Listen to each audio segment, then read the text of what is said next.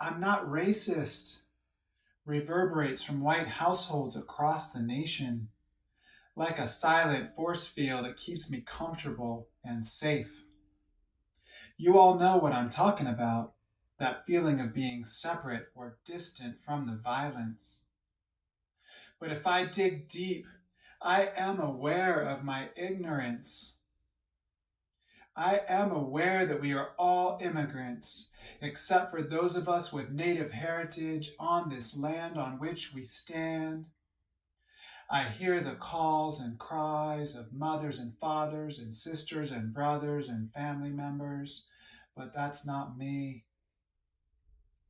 Educated but unlearned, I was not taught about Black Wall Street in Tulsa, Oklahoma, the largest and thriving Black community across the United States that was pillaged and burned to the ground in 1921.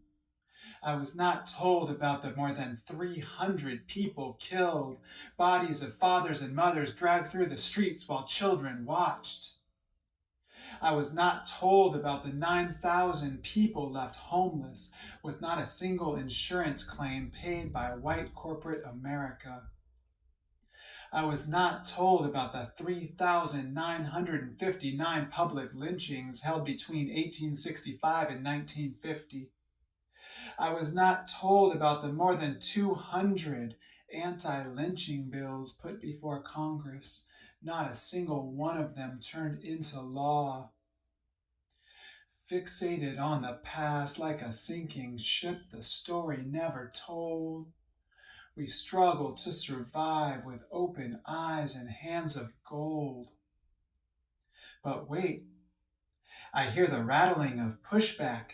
You say the past is the past is the past. Well, violence today is couched in public safety messages and product ad campaigns. Be cool, follow the rules, or the coolest monkey in the jungle. Violence today is laughing at that white girl's blackface costume at the Halloween party.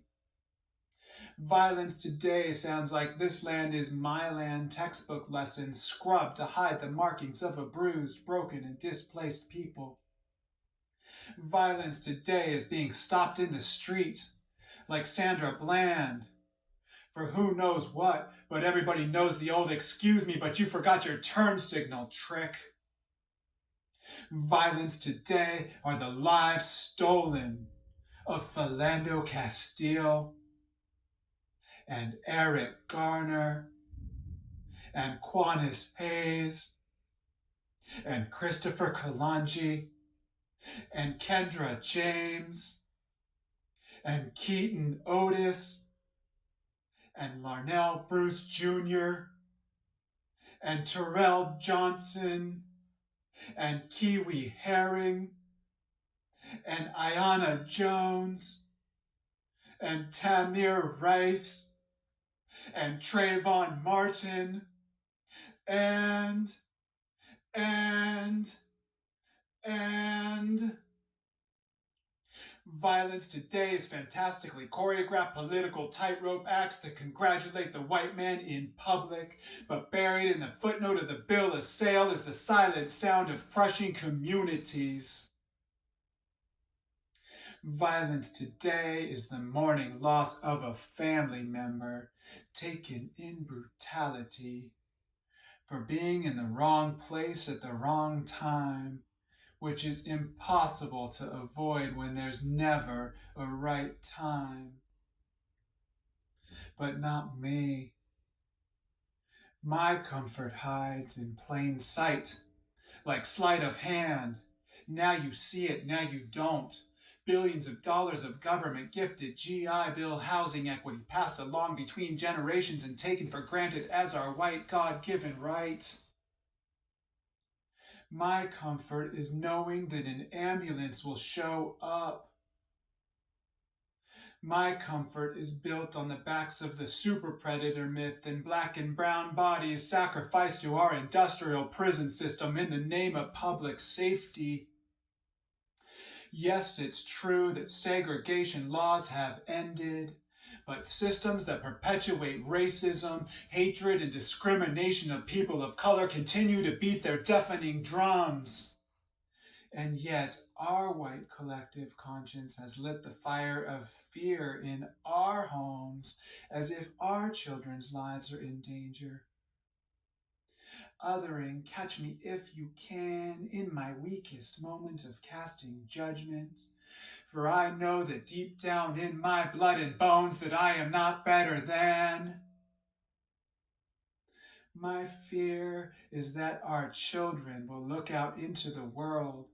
They will be blinded by the comforts and rewards of whiteness.